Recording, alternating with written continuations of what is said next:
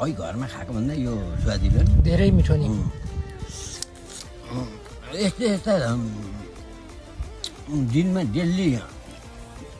4-5 दाना खाइरहनु भने त निकै फेरिन्छ है फेरि हालिन्छ ताकत आएर अब हाम्रो भिडियो यिनीहरूले हेर्ला नि भरे भने कसले उनी रोशनहरूले कि देख्दैन म देखाइदिन्छु छोडिदिन्छस् अहिले छोडिसकेको छैन कसैले देख्न पाएको छैन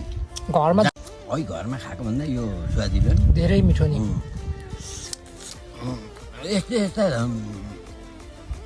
दिनमा डेली 4-5 दाना खाइरहनु भने त निकै फेरिन्छ है फेरि हालिन्छ ताकत आएर अब हाम्रो भिडियो यिनीहरूले हेर्ला नि भरे भने कसले उनी रोशनहरूले कि देख्दैन म देखाइदिन्छु छोडिदिन्छस्